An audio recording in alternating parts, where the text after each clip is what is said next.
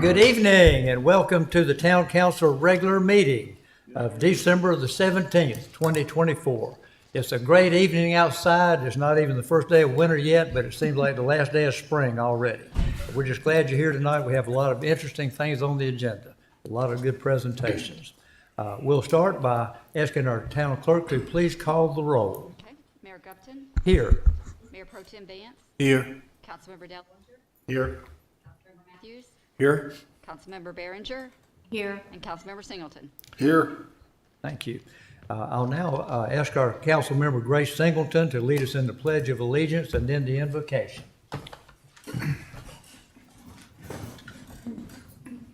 Pledge allegiance to the flag of the United States of America and to the republic for which it stands, one nation, under God, indivisible, with liberty and justice for all.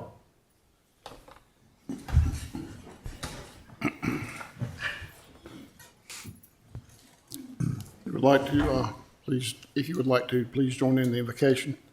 Father, we thank you for this day. We thank you for the opportunity to live in a town and a state and a country where we're able to gather in a public building and talk about important issues to our town and our community. We also, Father, ask you to help us to remember the reason we celebrate the Christmas season, the birth of your Son. Father, we lift up those people in our armed forces around the world, military bases and installations. We ask that you be with these men and women and their families. Help be with them, help protect them, and guide them through these challenging times in our world. We lift up the men and women of our local law enforcement, our local fire and EMS, for the outstanding job they do in protecting us here in Garner, in Wake County, and in our state. Be with us, Father, as we debate and talk about important decisions that relate to our town. In your Son's name, we lift up and pray. Amen. Amen. Amen. Thank you, Mr. Singleton. And now we get to Part D on the agenda, that is petitions and comments. And I'll ask our town attorney if anyone has signed up to speak tonight. Yes, we have 3 individuals who have signed up to speak. Okay. Then I get to read the waiver here, the disclaimer. The instructions, what this is. This portion of the meeting is to receive comments from the public on items not included in this agenda regarding matters germane to town policies or business or subjects within the town council's real or apparent jurisdiction. Individuals or groups of spokespersons must sign up with the town clerk prior to the start of the meeting. The council is interested in hearing your concerns, but will not take action or deliberate on subject matter brought up during the petitions and comments segment. Topics requiring further investigation will be referred to the appropriate town officials or staff and may be scheduled for a future agenda. We'll recognize individuals who have signed up, and we're asking each to limit your comments to 3 minutes, which seems short, but it's really long. And there's a little timer there on the podium that we see too. So after 3 minutes, I might start giving you the sign or speed it up. So thank you for helping us get through this in an orderly way and giving everyone a chance to speak. With that being said, who is the first person signed up to speak? Larry Woods. Yes, sir. If you would come to the podium, introduce yourself with your name and address, sir. Yes, good evening. My name is Larry Woods. I live at 4714 Gin Street, Gin Street, Raleigh, North Carolina. The zip code is 27610. I'd like to thank the town council for giving me the opportunity to present my concerns, and hopefully some action can be taken. I've lived on my property now for the past maybe 8-9 years, but the property has been in my family for over 90 years. My mother was born and raised on the property, and she lived there until she passed away. It is a small community of Gent Street, primarily of African-American retired families. We do have a few spotted vacant lots in our community. One sits right next to, adjacent to my property, which is 4720 Gent Street. It was recently purchased by a family who I met with and made a commitment to me to build a home there. This past summer, they actually got a well permit and a septic system permit from the county of Wake. They also had flags put out to lay out the plot plan of how their home would be laid out, where the well would go and where the septic system would go. For some reason, the process got stalled. And 2 weeks ago, the flags were removed and a substrate aggregate from no known origin was dumped on the lot and now covers 85% of the lot. My concern is that we know that the well water in our community, which feeds most of the aquifer, is contaminated. This community suffers from a high rate of cancer, from brain tumors to breast cancer, bladder, prostate, colon cancer.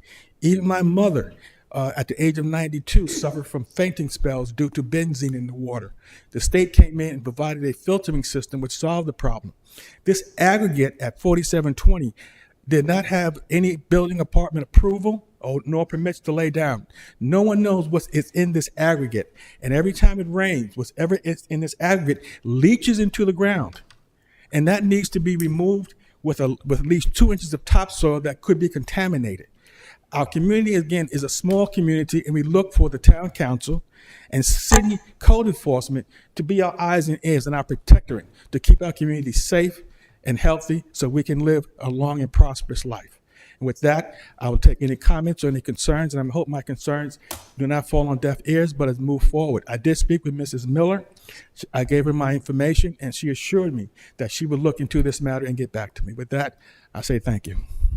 Okay, thank you very much for bringing that to our attention, and thank you for working through the system here. It's good we have your information, and we'll be doing some follow-up to get back with Mr. Wood.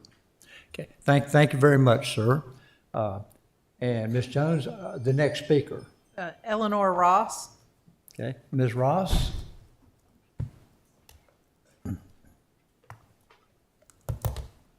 Yes, if you will approach the podium, address, and give us your name and address, please. Eleanor Ross. I live at 1401 Meadowbrook Drive in Garner. Okay. All right. Good evening, y'all. My name is Eleanor Ross. I'm a graduate of NC State. I work at a local consulting firm that designs electrical substations, and I've been a resident of Garner since 2022 when my husband and I purchased a house in the Cloverdale neighborhood. So I'm here today to talk about Amazon, the unionization effort at the facility on Jones Sausage Road, and the Garner ordinance on parades, picket lines, and demonstrations. So since moving to Garner, I've made a point to be involved in the community. I shop downtown, I go to plays at the Performing Arts Center, I volunteer at the Senior Center, and I also became involved in the community support of CAUSE, Carolina Amazonians United for Solidarity and Empowerment. You can see here if you forget. It's the worker-led unionization effort at RDU1, where my best friend works packing boxes. So during my time helping CAUSE, I've handed out newsletters to workers, I've organized a Thanksgiving canned food drive, and I brought out snacks and hot chocolate and other food to be distributed at the tables where CAUSE collects union authorization cards. During this time, I've also been harassed by Amazon management, and 2 weeks ago, I, along with 2 other people, was arrested while trying to leave after a tabling because Amazon wanted us trespassed from the property. To be blunt, these arrests had solely to do with our involvement with the union. Amazon claimed that people who aren't workers there aren't allowed on the property for the safety of the workers, but that big parking lot is constantly full of people who are not Amazon workers. There's Uber drivers, there's food delivery people, there's friends and family of workers, and there's even vendors who come out to sell food during the shift breaks. And never before has Amazon management been out there demanding to see IDs and calling the cops on peaceful people in the parking lot, not even when the workers' cars were being broken into and they asked for additional security out there. So it's pretty clear that our arrests were a form of union busting. And however immoral and disgraceful I find these arrests to be, I do recognize that Amazon has the right to call the police and trespass people from their property, and there's nothing that the town council can do to change that. However, something that is within the town's power to change is the municipal ordinance severely limiting the power of picket lines. So as it stands, picket lines in Garner must not consist of more than 10 people, spaced a minimum of 15 feet apart, and they are limited to sidewalks. So this ordinance is unconstitutional and effectively renders any striking workers in Garner unable to exercise their right to picket against scabs entering their workplace. So we already see that the law works for Amazon. There's no reason for the law to work against the union as well. So I just ask, give labor a shot, let this be a fair fight, and remove picketing limitations from the town ordinances. And I appreciate your time and consideration. Thank you very much for expressing your opinion here. Thank you. Thank you. And Ms. Jones, we have another speaker. Yes, Jody Anderson.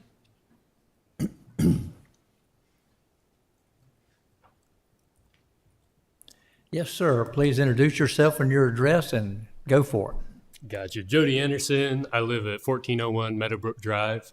Good evening. My name is Jody Anderson. I'm a Garner resident and a member of the International Brotherhood of Electrical Workers, Local 553, a union that represents electricians in this area. Last night, my union passed a resolution supporting CAUSE, Carolina Amazonians United for Solidarity and Empowerment, calling on this town council to condemn the union-busting arrests and repeal Garner's anti-worker ban on picketing. We anticipate that many other unions and labor organizations will endorse this call over the next month. Article 7 of the Garner Town Code effectively bans picketing. It heaps restrictions on one of the only effective tools workers have to organize or enforce a strike. Picketers can be no closer than 15 feet apart. No more than 10 picketers may be in a block at a time. Pickets cannot even enter a street, much less restrict the flow of traffic. Signs may not have defamatory speech, a clear First Amendment violation. This ordinance was enacted in 1959 as part of the same racist and anti-worker push that led to North Carolina passing the Jim Crow law banning public sector collective bargaining. You represent workers throughout Garner, many of us underpaid and subject to unfair and unsafe working conditions. Many of you probably remember the deadly 2009 explosion of the ConAgra Slim Jim plant. This Amazon warehouse is built on the same site and regularly has workers hospitalized due to unsafe conditions. A union is the only way most workers are able to drastically improve their working conditions and fight for enough pay to live a decent life. Even then, it is a tough struggle. We call on Garner Town Council not to add further obstacles, but instead represent your constituents and repeal this union-busting ordinance. Thank you. Thank you very much, Mr. Anderson. Thanks for your thoughts on that. Ms. Jones, are there other speakers? No, no one else had signed up. Okay, thank you. Then we'll move along to the next portion of our agenda, which is the adoption of the agenda. The council members have looked this over, and I'll ask if there's a motion and a second to adopt the agenda. So moved. Second.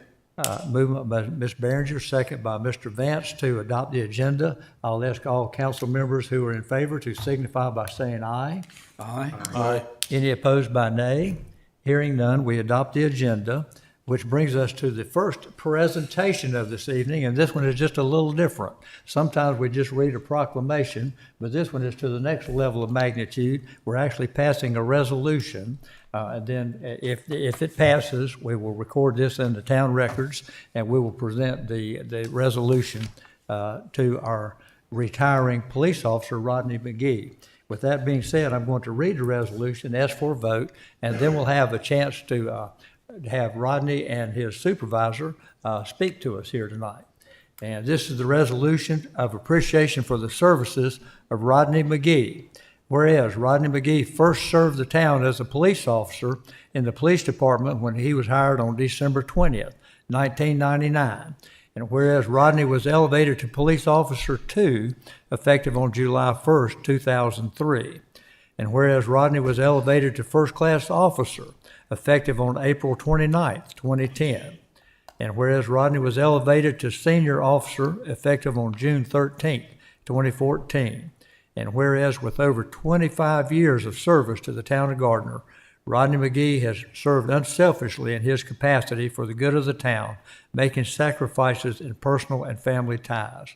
Now, be it resolved that the town council of the town of Garner, North Carolina, that Rodney McGee is hereby officially commended by this council on behalf of the citizens of Garner for valuable and outstanding service rendered to the town of Garner in his official capacity as senior officer with the town of Garner Police Department. Be it further resolved that this resolution be made a part of the permanent records of the town of Garner, and that a copy of this resolution be presented to Rodney McGee this the 17th day of December. So I will call on our council here to see if there's a motion to adopt this resolution. So moved. Second. Moved by Mr. Matthews, second by Mr. Singleton. Unless there's further discussion, I'll call for a voice vote. All in favor of passing this resolution, please signify by saying aye. Aye. Any opposed by nay? Hearing none, it's unanimous. And having read that, I'm going to ask his supervisor, Chief Lori Smith, to join me at the podium as we prepare to present the resolution to Mr. McGee.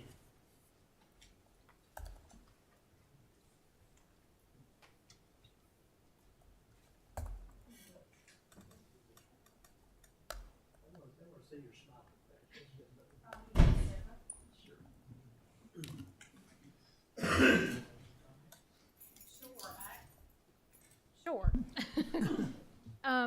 Tonight's really bittersweet because I've had the privilege and honor to work with, I'm not gonna look at him. Told him I wasn't gonna cry.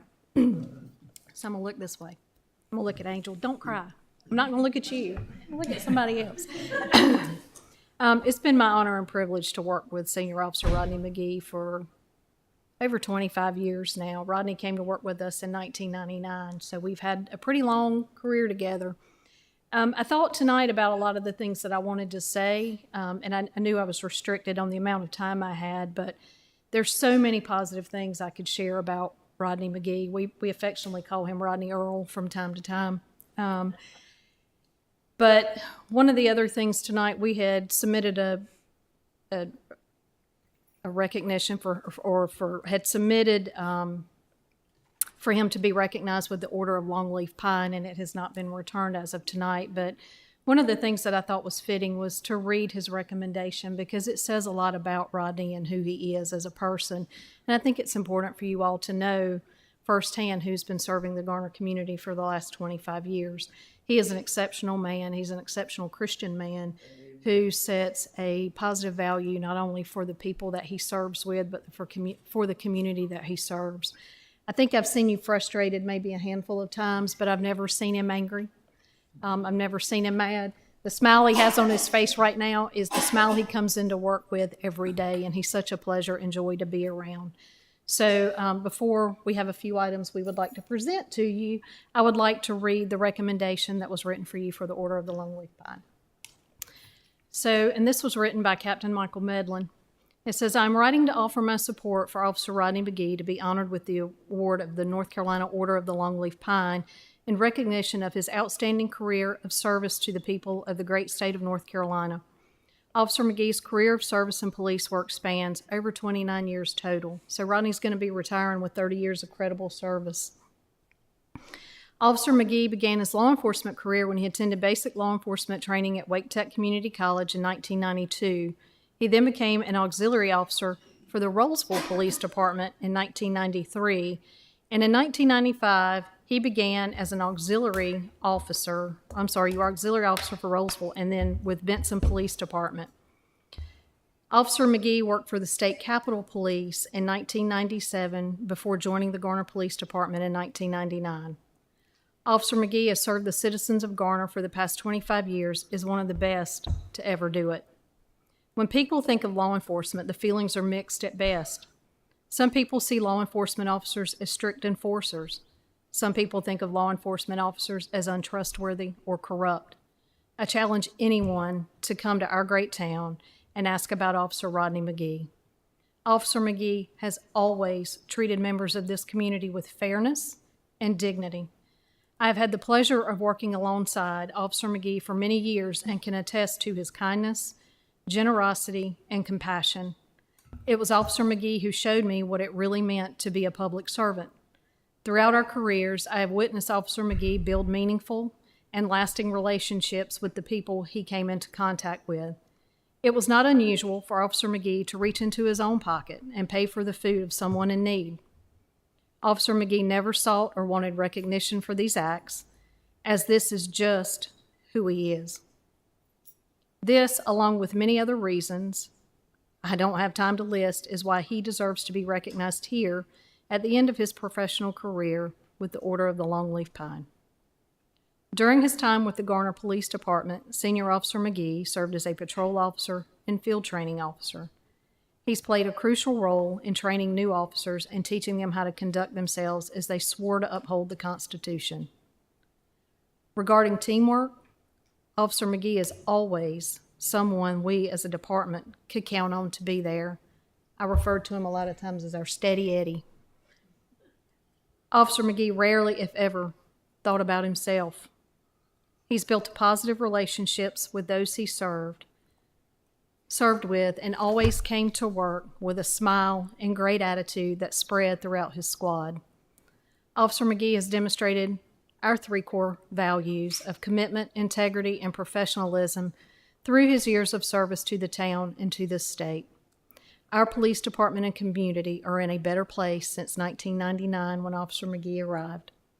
I highly recommend him as a candidate for the Order of the Longleaf Pine. Respectfully, Captain Michael Medlin.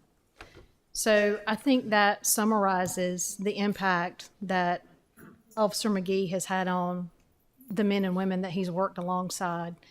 He's been responsible for training a lot of our folks over the years. I wish I had taken the time to count how many, but it's been a lot. And I think that speaks a lot about our community and about our department too, because of the kind of people who serve our community. And Rodney's had a large hand in that. So we're very excited for you, and I'm very proud of you. And I know your family's proud of you. It's a testament to the respectful men that you and Angel have raised. And I know your parents are very proud as well. So we have a few gifts for you that I would like to present to you. So if you want to step to let me grab these. I put them at the wrong podium. So much for planning ahead, right? I have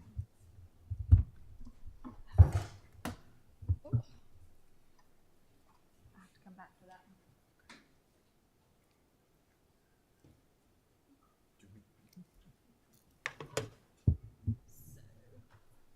Rodney, this is the welcome box that we would like to present to you. Hopefully, on the consent agenda, once it passes tonight, we'll be able to give you your duty weapon upon retirement, but this is the box that you're required to store. So that's for you. Thank you. The other item that we would like to present to you is your retiree badge. So you'll get to use that pretty soon. And then last but not least, can you guys hear me? I would like to present to you this plaque, and it's presented to Senior Officer Rodney McGee, stated January 1999 through January 2025. It says, "Congratulations on your retirement. Thank you for your 28 years of service and dedication to the citizens of the town of Garner, and best wishes." So, thank you. Thank you. That should be 25. We'll get that fixed. So, Officer McGee, would you like to say a few words? Sure, yes. All right. You can-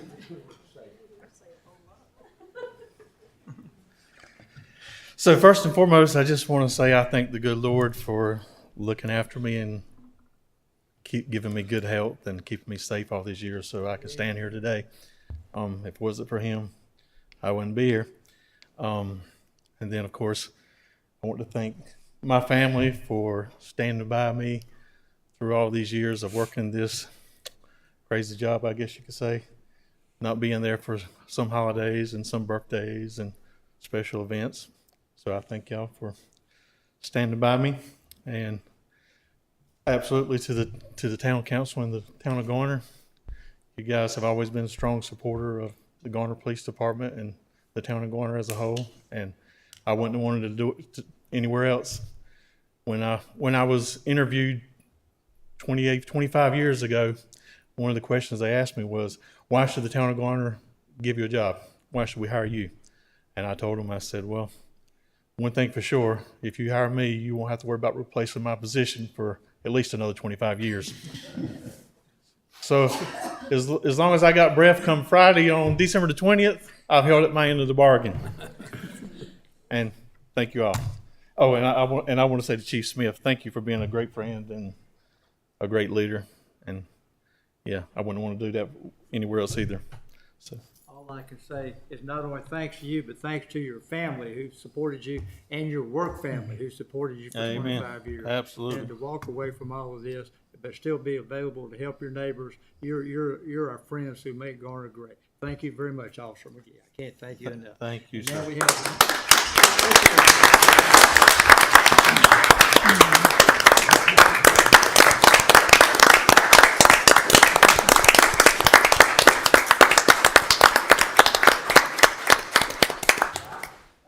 Stand ovation. And for other officers, you'll follow the directions of Mr. Mercer over here. He'll show us where to stand. Have to squat.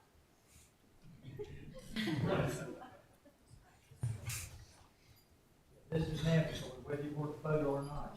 Oh, absolutely. You have to hold up the other end of the resolution. It's pretty complicated.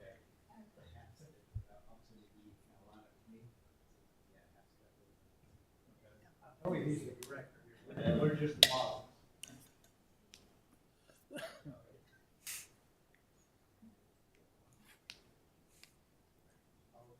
that concludes our ceremony. Thank you. Thank you, sir. Thank you very much.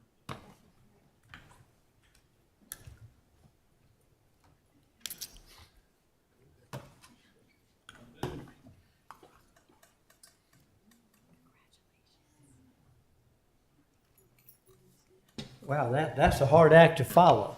An actual resolution, not just a proclamation. But again, thank you for all that you do and all your brothers and sisters in your family and your work family both have done to keep you going through that. Now, here's a little break with the agenda in case anybody's trying to follow this. You won't be able to follow this. But it's going to be a little bit of a surprise presentation we're very excited about. In order to do it, I want to ask our amazing town clerk, Stella Gibson, to please join me over here at the podium. Yeah, Come on, Stella.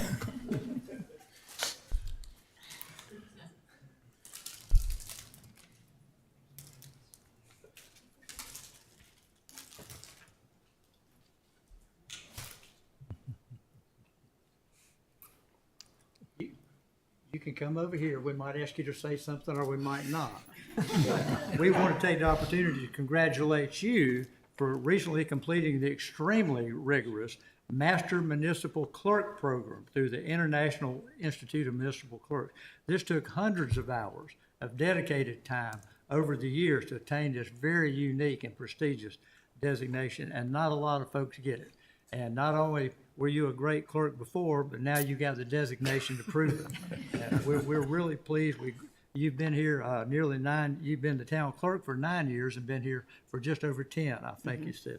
When I first met Stella, she was saying, well, I've been trying to hire a deputy clerk for almost a year. And I said, well, aren't you being a little too picky or something? And she said, no, I have a vision of what that clerk should be. And within a month or so, a vision appeared and you hired the best deputy clerk there is in North Carolina, right? Yes, I did. And she's learning under the best. So a great team. Thank you for the leadership you've given us. There's no resolution, there's no proclamation, just our gratitude. Just our gratitude.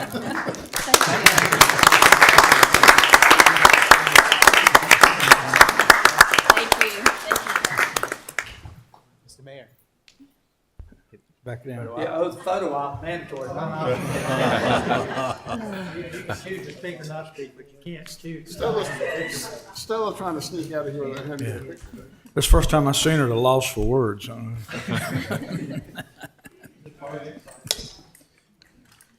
we do love our police department, by the way.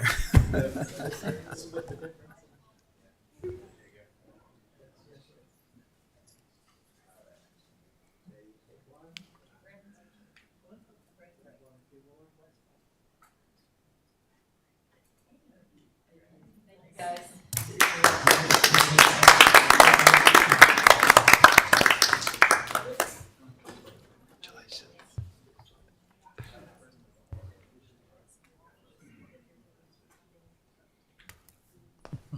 Okay, now we're back on plan. Next on the agenda is the consent agenda, which has a number of different items that are put together that have been looked over by council and staff prior to this, that usually we pass in one particular grand sweep.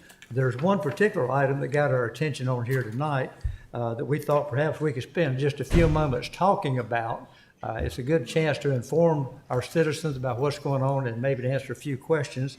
And that has to do with the White Oak Roundabout. Many of you have been seeing the sign that construction started last summer, but not quite, but maybe this coming summer. And we'd just like to ask Ms. Leah Harrison, our engineering director, to give us a little update on this, not just for us, but for our audience at home as well. Yep. Good evening, Council and Mr. Mayor. Now you all are going to make me follow both of those, which is not a great position to be. But, important update as well. So the White Oak Roundabout, that's the project that we're talking about. For anyone who is not familiar, that's a roundabout that will be installed at the intersection of White Oak, Hebron Church, and Ackerman roads. That project is in a way under construction at this time.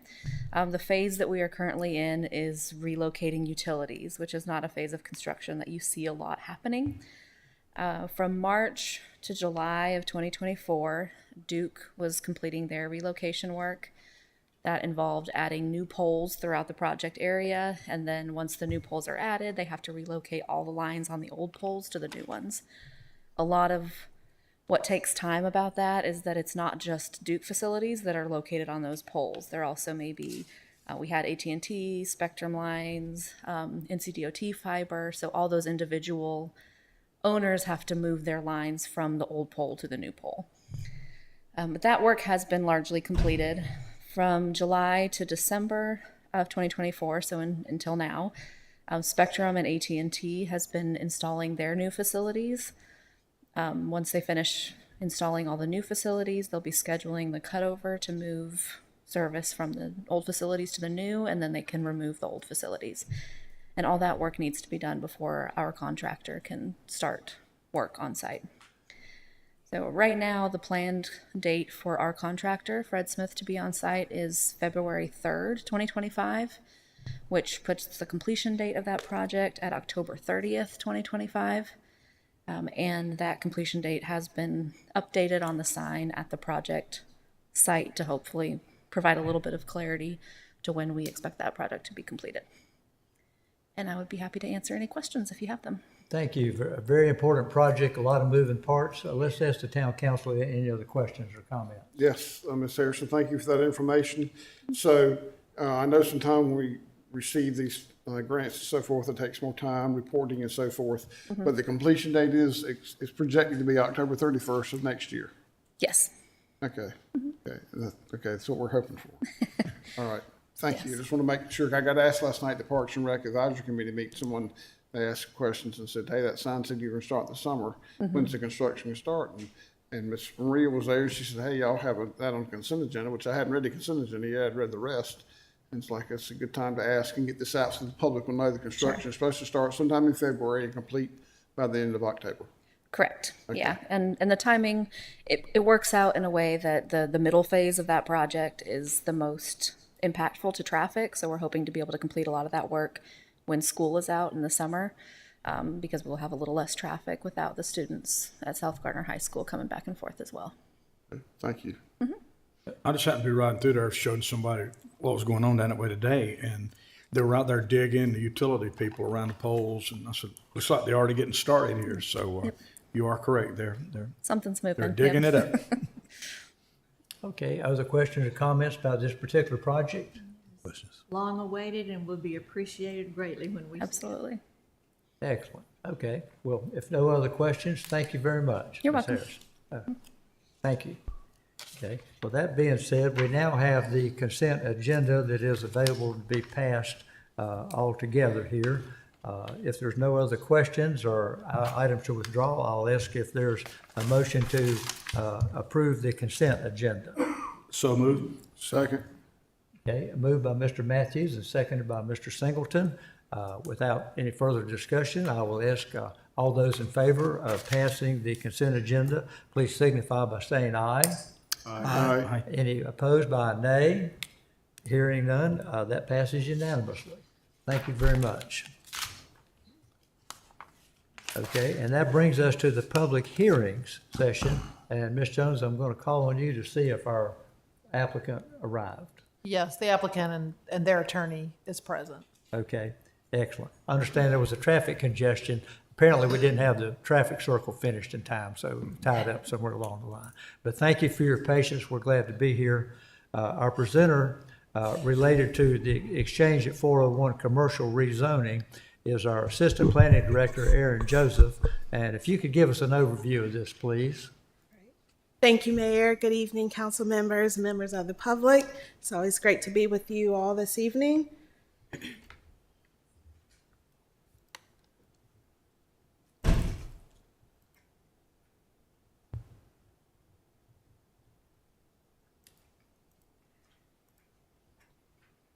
Oops. Okay. I will present case CZ 24-003 401 Exchange Commercial. This rezoning request was submitted by Beth Blackman of Timmons Group on behalf of the property owners to rezone 8.32 acres from residential R4, R4C-C11-PRD to commercial mixed use. The site is located along Fayetteville Road, 7509 Fayetteville Road. The request is a Tier 1 conditional rezoning request, so it does not include a site-specific master plan. But the applicant has included conditions as well as a narrowed list of permitted uses within the district.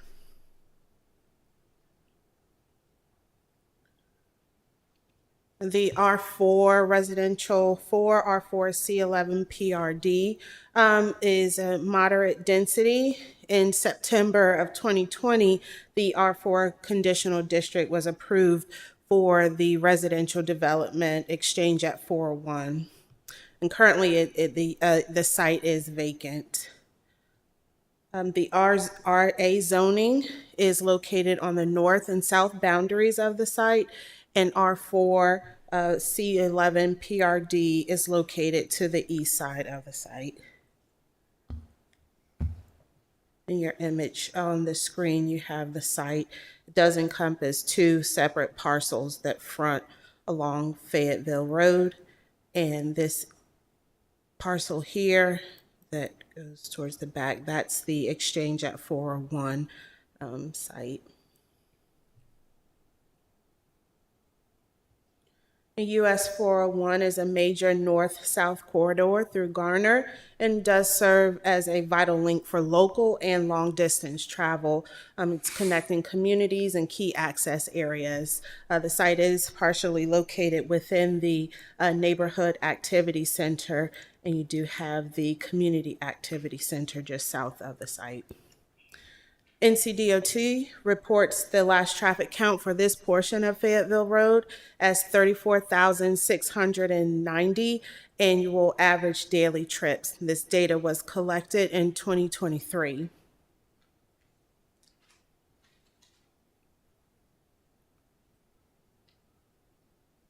And the applicant is requesting commercial mixed-use conditional. They have narrowed the possible uses to 41 out of a 62, and they have proffered 9 conditions outside of those permitted uses. And I'll just briefly go through the 9 conditions that are being offered by the applicant. They are proffering an identifiable and distinct outdoor community gathering space of at least 1,000 square feet.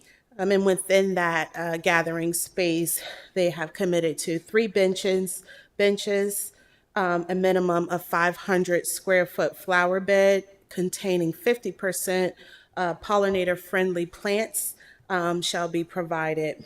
At least 55% of the primary building materials shall be brick, stone, or decorative scored concrete masonry units.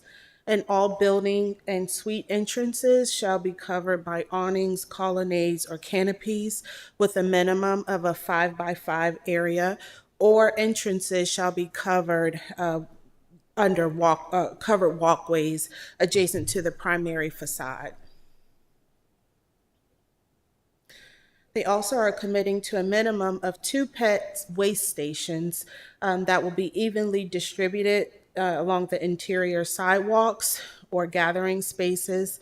A minimum of 75% of landscaping shall be native and adaptive species, and all lawn areas shall utilize warm season grasses only.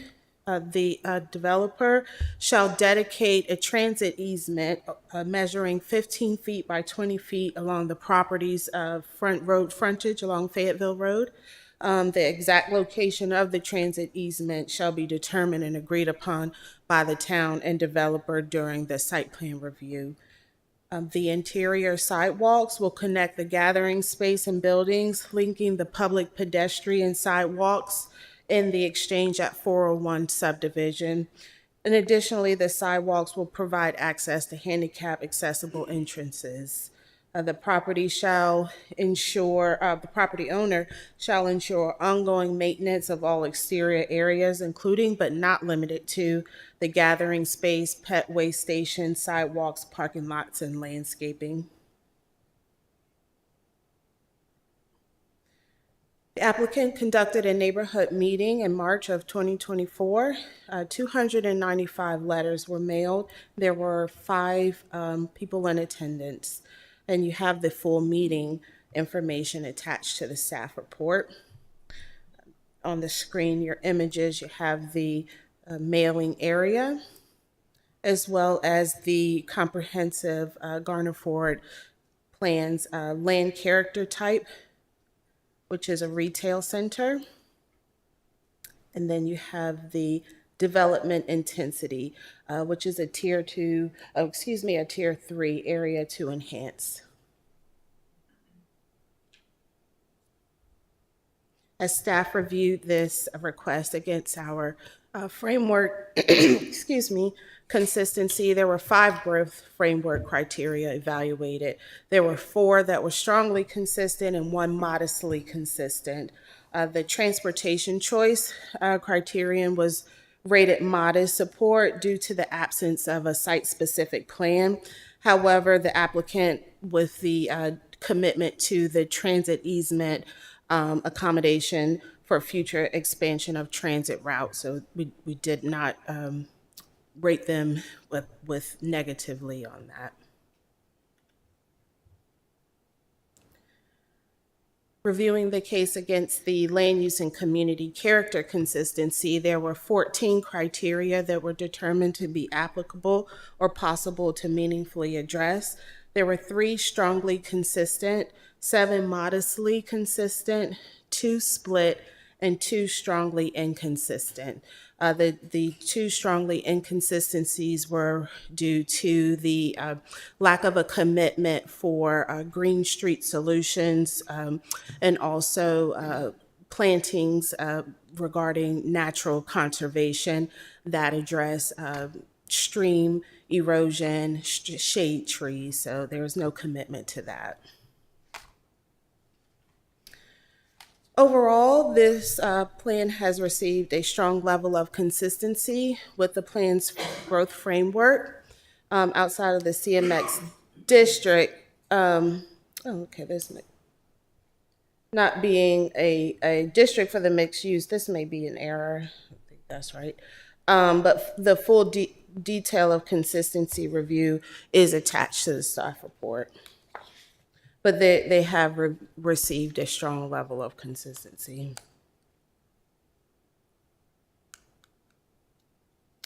And the next steps would be to finish conducting the public hearing and close it, refer the case to the Planning Commission for findings of consistency and recommendation to approve or deny, and then back to Town Council for your consideration of reasonableness and decision to approve or deny the request.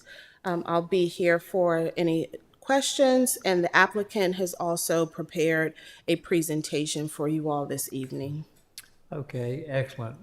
Council will have a chance to ask questions after this of both staff and applicant. So let's hear from the applicant, All right, the thank you. representative, and their presentation. And thank you, staff, for the presentation. Good evening, Mayor Gupton, Mayor Pro Tem Vance, and members of the council. My name is Neil Ghosh. I'm an attorney at the Morningstar Law Group at 700 West Main Street in Durham. I'm here on behalf of the owner and applicant for the project. Also with me this evening is my colleague, is Beth Blackman from Timmons, who's been providing design and planning and engineering for the project. And finally, Mr. Danny Copeland, a representative of the owner applicant, is also here. For what it's worth, I'm not using this presentation. But anyway, I think staff did a great job outlining the project. I think at least some of you were on council when Exchange of 401 was approved as a planned residential development in September of 2020. At that time, these particular parcels were identified as future non-residential, even though they also were zoned for residential at that time. So that's why we're here now, to finish the overall zoning by changing the zoning along 401 to allow for commercial development. This will help make a more complete neighborhood consistent with the vision of the Garner Forward Plan. You probably are aware that the residential development is well underway at the site and nearby. Pulte has delivered several new homes in the area, and many more are to come. There also are apartments going up in the area, so we want to get our zoning in place now with the hopes of being able to provide goods and services to nearby residences and in vicinity of those as it comes on board. We do not at this time have any end users lined up for the commercial space. So we want to maintain some flexibility in our zoning request here, but we recognize the importance of high quality development in the town of Garner. As a result, we've eliminated incompatible uses, but have maintained a list of about 41 possible commercial uses for the site. Additionally, we have committed to having an outdoor community gathering space with pedestrian and pet infrastructure, attractive flowers, and native plant species. I think you know that the requirements for aesthetics in the 401 overlay, but we have increased the percentage of brick and masonry here, and we're requiring 55%. And also, basically, we've required basically that there be covered entrances to the commercial uses. But the best part of the plan, I think, is the connectivity and attention to transit. We've committed to providing a handicap accessible sidewalk network, which will connect this site to the residential development in Exchange of 401 subdivision. And we've committed to providing an easement for transit along 401. I think the project is hitting a lot of points here, bringing new employment, retail, and services to town residents, as well as a mix of uses with non-residential components near residential for the overall development. But perhaps most importantly, I think the developer here is fulfilling a previous representation to this council. When the 401 residential project was approved, the developer told you then that they would be back for this piece to zone it for commercial. And I'm sure that statement was not taken lightly by you all, or at least those of you that were on council then, in your initial approval. And now the developer is back to do what they said they would do. If anything, I think this kind of just shows who they are. They are taking residentially zoned land along 401 off the table to bring desired non-residential uses to support a complete community. Our team is here to answer any questions you may have. We look forward to your feedback and respectfully request your support of this project at the end of the process. Thank you for your time today. Okay, thank you very much. As I say, the action before the council tonight is whether to refer this on to the Planning Commission for further review. We now have an opportunity to ask questions of staff or the applicant. And I'll start down at this end with Mr. Vance and see if we have a question. We can come back around if there's more questions. Mr. Vance, any questions? No questions at this time. Mr. Dellinger? Yes, thank you, Mr. Mayor. You mentioned you've got planning and engineering consultants working on this project, right?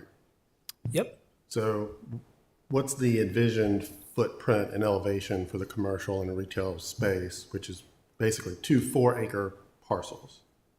Yeah, so, I mean, I think you're asking, like, what do we think will fit? I know we've looked at some yield studies on that. I don't know, Beth, if you've got some ideas on footprint.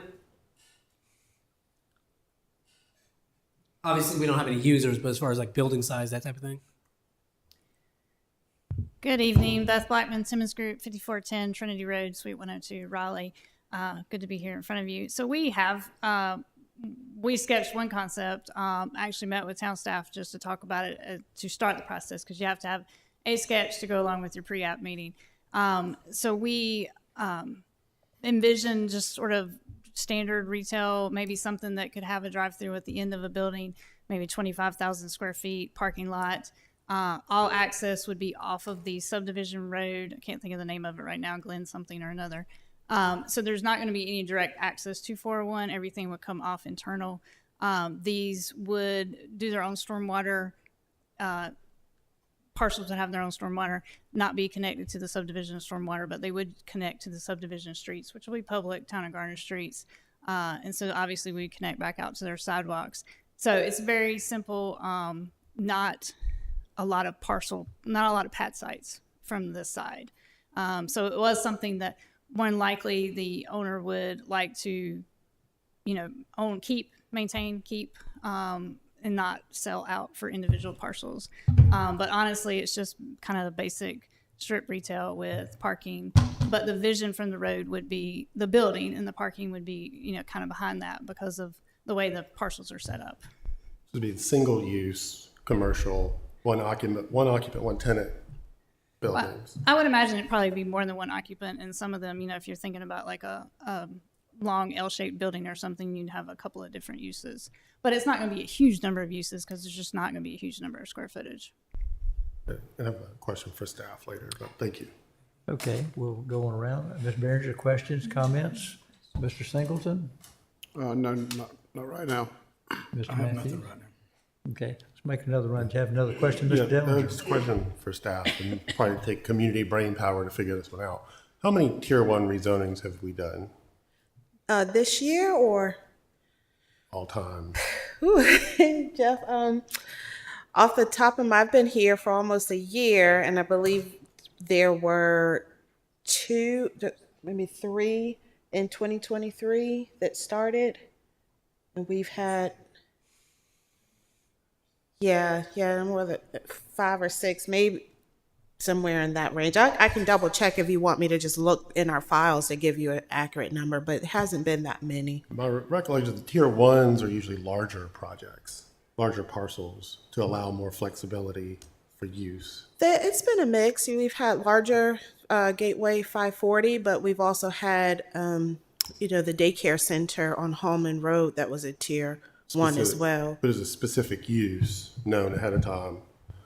I'm just curious why this didn't come in as a tier 2 with a site plan, and because there's some uses on here given the footprints that clearly could also be excluded from use, and then also when looking at some of the adjacent parcels, looking for a potentially larger commercial footprint if that were to get an owner were to get site control of some of that.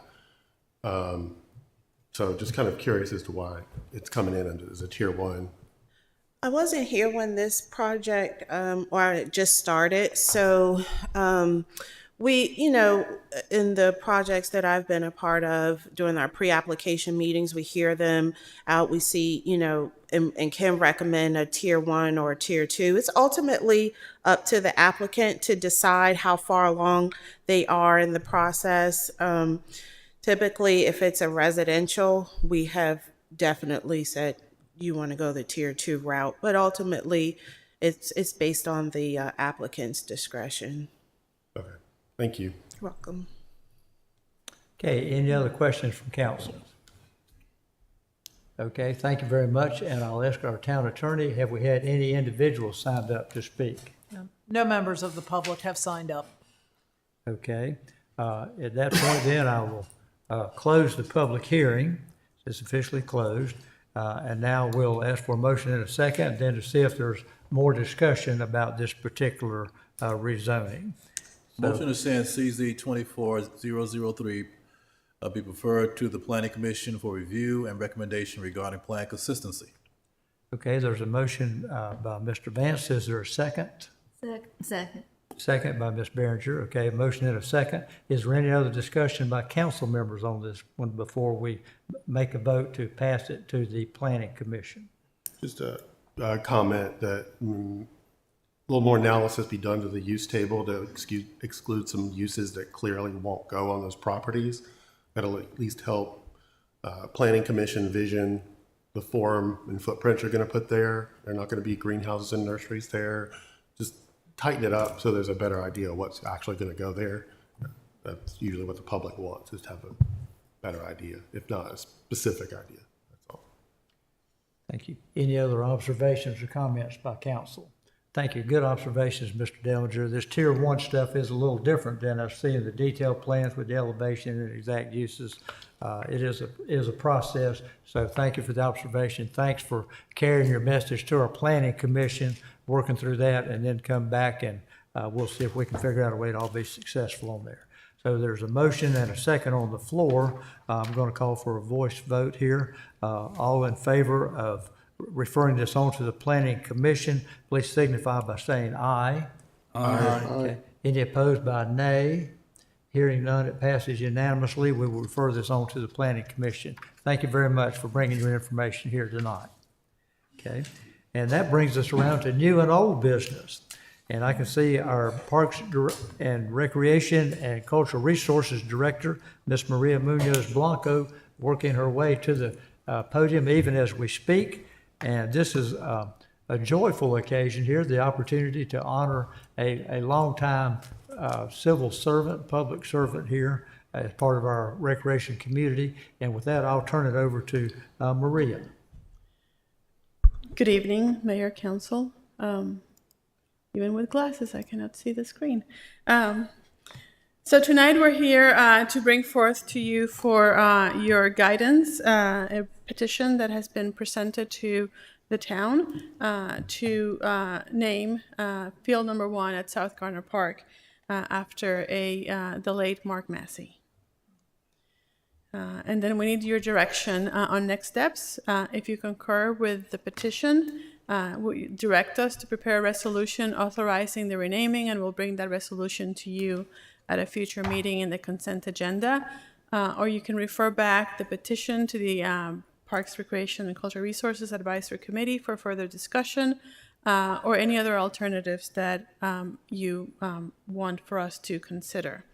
So the town has a facility naming policy. It was dates back to 2019, and I think it was drafted in response to a couple of citizens' requests to consider naming a facility a park after a former council member, Jackie Jones Sr. That policy dates to June of 2019, and it applies to all town assets, whether it's a building, structure, parks, open spaces, as well as components or features within those spaces. The policy sort of has some very specific objectives. They're outlined in the policy, and I think part of the agenda packet included the full policy. I'm not going to go through every single one of the objectives, but I will point out that this particular one is being considered under Objective C, which is to recognize accomplishments by an individual for the good of the community. And I think there is evidence that has been provided by the applicant that shows how Mr. Massey, the late Mr. Massey, contributed to, in particular, to parks and recreation and youth sports in our community. Meeting one of those objectives then triggers the next sort of set of considerations, which is the criteria. And all 5 criteria have to be met in order for this petition to be brought forward. So again, not going to read them, but it's about recognizing individuals who have made a difference in the community. There's a process that we followed, which is, request comes to the town manager's office. We'll review it to make sure that it meets the basic elements of the facility policy. You have, as a governing body of this town, the ultimate decision power to approve the request, deny the request, modify the request, send it back to committee. You can have a public hearing or any other action that you deem appropriate. Now, the policy does not specify that the PRCR Advisory Committee needs to be involved, but because the town code gives them the responsibility to advise and consult, staff as well as the town council, we went ahead and brought it back to them for their consideration at an earlier meeting. I think it was in October.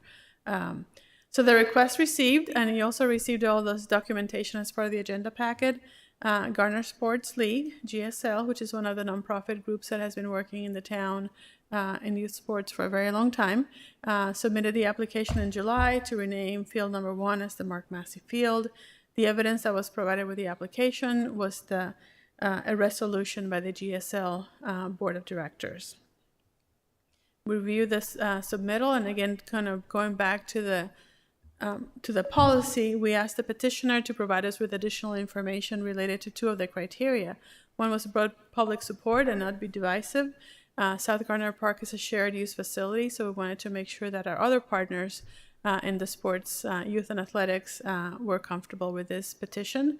And we also, the policy requires when the person being recognized as deceased, that there has to be evidence of support from a family, so that we have that. So at this point, we have received all the documentation to complete the evidence in support of the application. So we presented this again to the PRCR Advisory Committee at the October meeting with the sort of following questions. Does this petition meet one or more of the policy objectives? Does it meet all of the criteria as is required? We also sort of brought forth for them to discuss, are there any other issues that are specific to PRCR that may not be in the policy but that you want to discuss? And then we asked for the committee to make a recommendation to you to approve, deny, or modify the petition. We also presented them options. I mean, this is part of the discussion, the naming of the component, and this is sort of a little picture of the type of recognition that is typically put when a field is named after someone in particular. Also the opportunity to, if they did not want to go in that direction or recommend that direction, an alternative would be a Hall of Fame sort of wall to recognize individuals or organizations that have contributed to Parks and Recreation in our community. So the PRCR committee is recommending approval of the petition, and they provided the following statement, which was written by one of our committee members, that the recommendation to approve this petition is based on the following. They found that the petition meets 10 policy objectives, specifically Objective C. It recognizes outstanding accomplishments by an individual for the good of the community. They discussed that the quality of the contribution should be considered, along with the individual's length of service to the community. Mr. Massey has served the town of Garner for 30 to 35 years. His service includes Garner Sports League, Pop Warner Football, and the Garner High School Trojan Club. He volunteered and served with these organizations in many different roles. The committee also heard or received documentation from Garner Sports League, that Mark Massey's family, and the many organizations that he was involved with in Garner. The committee also received and discussed the presentation given by staff and further discussed the honorary wall or some type of way to honor the many people who have contributed to the town Parks and Recreation. So they want to continue discussing that for other individuals, but they felt very strongly that Mr. Massey was deserving of this recognition. So with that said, again, this is to obtain your guidance on whether you concur with the advisory committee recommendation. If so, we will prepare a resolution and bring to you at a future meeting, January. With the consent, we'll work with our town attorney to help us craft the language. You can refer it back to the advisory committee, or you can offer any other alternatives that you want us to research, whether it's modify, change, set a time limit. Options are you as the governing body to decide. And with that, that's the end of my presentation tonight. Well, thank you very much for the information. Please stand by. We may have some questions. As you say, the council has several different decisions they could make, several different actions we could take on this. And that being said, based on the information that you presented, and I think we have some supporters of the petition here this evening, I think, indeed. And I'll ask our council members if they have questions or comments. We'll have a little discussion.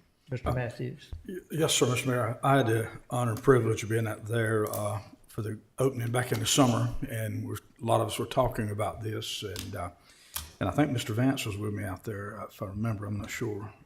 Yes, and so they were talking about Mr. Massey, and he it's no secret that man really made it what it is. And we could complicate this all we want to, but I'd like to see a nice big sign honoring that man for what he'd done, and not a small one, but a big one. And they can uncover it at opening season and not make it complicated. I think the information you have provided is more than enough to substantiate him getting this honor. And it'll mean a lot to his family. It'll mean a lot to those young kids that come through out there. So let's don't complicate it. Let's make a real nice sign to his honor and let's put it out there. And whether it's the simplest way to do it, let's make it happen.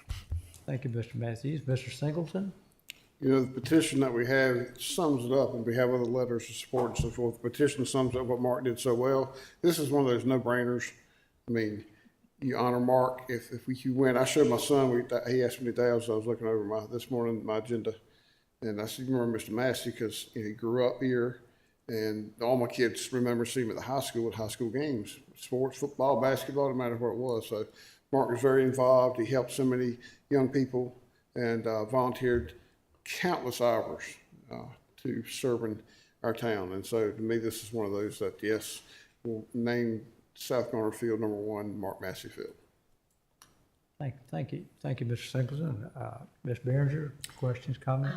I would agree with Mr. Matthews and Mr. Singleton's remarks completely, and it may be the first time, and it may be the last time I agree with them. But on this issue, yes, I am in favor of honoring Mr. Massey in this way. Okay, thank you. Mr. Dellinger? Yeah, I concur with my council members, but also want to say I want to thank the petitioners and the staff for working their way through the process that council, I wasn't even on council when the policy came by, but that council put in place. It's an arduous process, but it's necessary. And as you were doing your presentation, I was thinking, what kind of conflict might this create in the future with sponsorship efforts on the part of Parks and Rec to monetize and do that kind of work? You do this level of due diligence to make that continue to be possible, so that no one has to worry about what they're putting their name next to on a field or a facility. So I just want to thank everybody for being patient with the process, and it all works out in the end. So thank you. Thank you. Mr. Vance? I concur with my fellow council members. Okay, well, there seems to be a lot of enthusiasm. This guy really made a contribution, and it lives on, and all we can do is recognize that. With that being said, I'm going to ask if there's a motion before the council here. So moved. Second. Okay, there's a motion and a second to approve this petition and to name the #1 field as outlined in the petition. So I'll call for a voice vote from the council. All in favor of passing this petition, please signify by saying aye. Aye. Any opposed by nay? Hearing none, it's unanimous. The petition is accepted, and we'll follow the advice of our advisory board and the wishes of the family and friends. Thanks so much for being here. Thanks for doing this. Thank you. Thank you. Thanks to Mark. Thank you, Maria. Okay, and now we move along to an often exciting but not very controversial part of our agenda. We get some committee reports and manager reports. Let's start with committee reports from council members.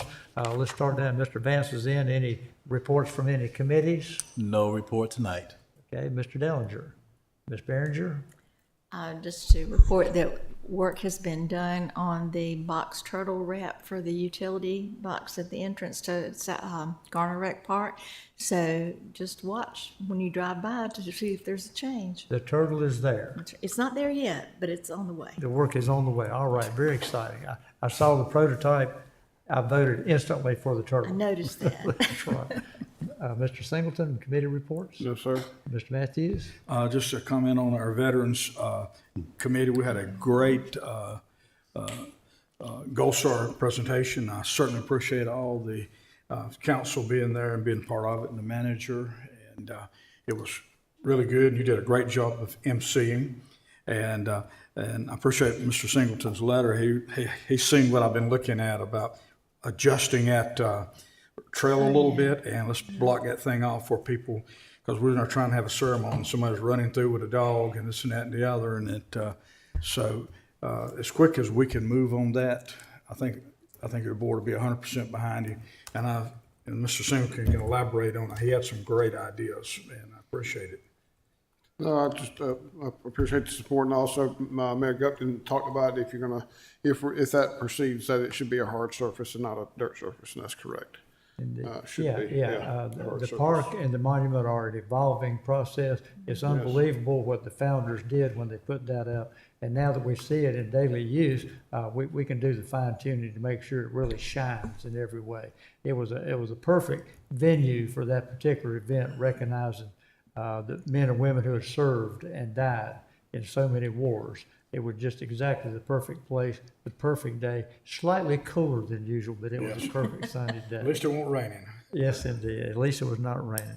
Okay. That's all I had, Mr. Okay, we have some manager reports, perhaps. Yes, good evening, Mayor, members of council. We have two reports for you this evening. First is your monthly Talk of the Town report. I'm going to ask Assistant Manager Hodges to review the monthly report.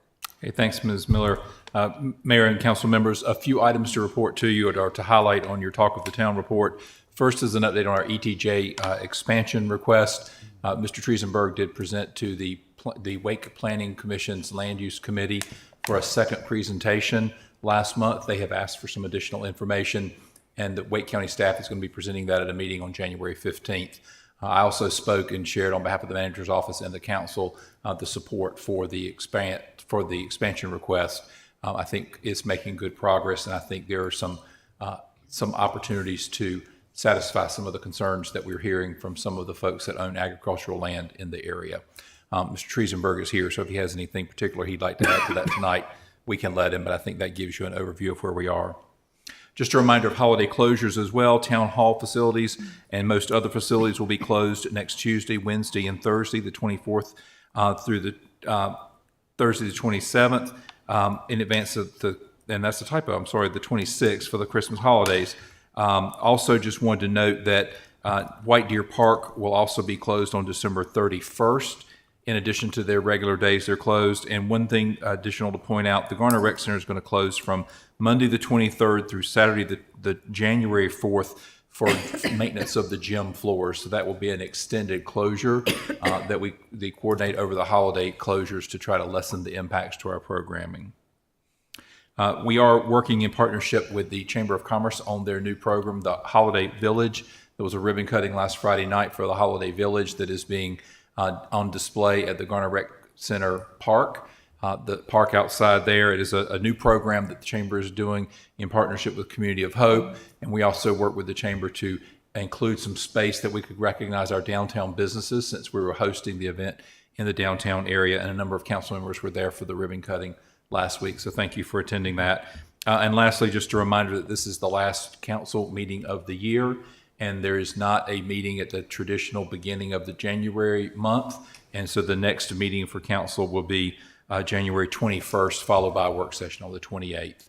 You also have statistics from the Garner Info app. If you have any questions about those or any of the rest of the report, I'll be happy to address those. Okay, excellent. Good news. Any questions, comments on Talk of the Town? Okay. All right. And then, Mayor and members of council, since we do not have a work session in December, we went ahead and put together in your packet the pending agenda for your January 2025 meetings. I will share this is a work in progress, and so here's what we have to date. As Mr. Hodges mentioned, we are not having our first meeting in January like we typically do. So the first meeting in 2025 is scheduled for January 21st. We've got a few items that are already slated for this meeting. Under consent, a budget amendment will be coming forward. As council is aware, as part of the fire merger discussion, some rebranding of the fire department, as well as a refresh of the town's brand is underway. And so work group of us have been working on that project through this fall, and we'll be working with a graphic design firm to help us with that work. And so we'll be bringing forth some information regarding that process, and we'll need to do a budget amendment for that particular project. We've got two public hearings we've identified for the January 21st meeting. One is on stormwater amendments, and then tentatively we've scheduled the 5828 Fayetteville Road project for a public hearing as well. Under old new business, we've got a few projects that are coming back to council for consideration and discussion. First is the Pool Drive Commercial and Fuel Sales Project. They asked to continue their project for the rezoning to the January meeting. We have the Thompson Business Park 2 project and then the Garner Industrial 6. And at this time, we do not have any additional reports added to the January 21st agenda. Looking forward to the January 28th work session, we've got two fairly heavy topics to present to council for discussion. First, the Affordable Housing Task Force will be presenting its recommendations to council. The work that they've been doing over the last 6 months based on some of the information that's been gathered, the charge the council provided to them, and the deliverables that we said we'd be able to share with council in January. We'll also continue our discussion of the UDO update in terms of residential buildings, and this is a continuation of our discussion from our November work session. And then we will be presenting for council's discussion and consideration our draft legislative agenda. So the Municipal League actually just released today their sort of list of top 16 items, and they're asking members to vote on the top items for the upcoming long session. And so we'll be putting together a proposed agenda for council to discuss, reflect on, and give some guidance to staff as we prepare a final agenda for the long session. So those are the items we have. Looking forward to your January meetings. I'm happy to answer any additional questions that council may have. Okay, any questions from council for our staff? I do have one. Do we have dates yet, or tentative dates for our retreat in the new year? We don't. We're probably looking at the third week in February, and so we were actually just talking about that today, going ahead and getting it on people's calendars so we can save those dates. So be looking for that invite here in the next couple days or so. Thanks. Okay, thank you. Very good. Well, let's move along to attorney reports. Any report there, Ms. Jones? I do not have any report this evening. Okay, and back to council. We'll start with Mr. Matthews. Any other council reports or comments? Merry Christmas, everybody. Mr. Singleton. Yes, I want to thank staff for getting us the cost of services study.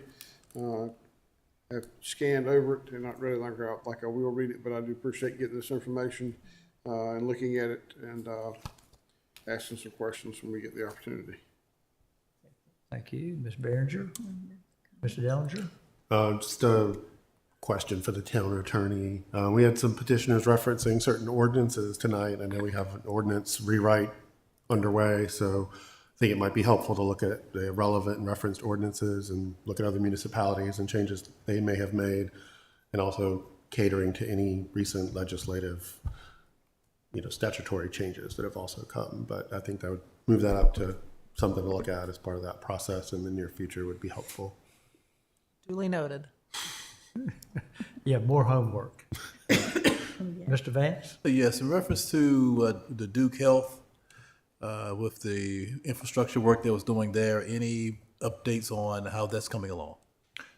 The last update we had, Mr. Vance, was that Duke was starting to do some additional site work, but they were not going to move forward with vertical construction until they found out the outcome of the certificate of need that they had requested from the state that they expect to hear from in January. And the outcome of that certificate of need may cause them to change their program for that site. Okay, but one other reference to the property that's adjacent to the Duke site, appears to be some clearing and grubbing going on there. I think that's the Mr. Matthews' favorite location. Bojangles is being cleared and grubbed. Yes, sir. So construction work is starting there. Yes, sir. Yeah, thanks for bringing that up. Thanks, very important. That's all I got. Okay, That was my last report, I believe, was Bojangles. There you go, there you go.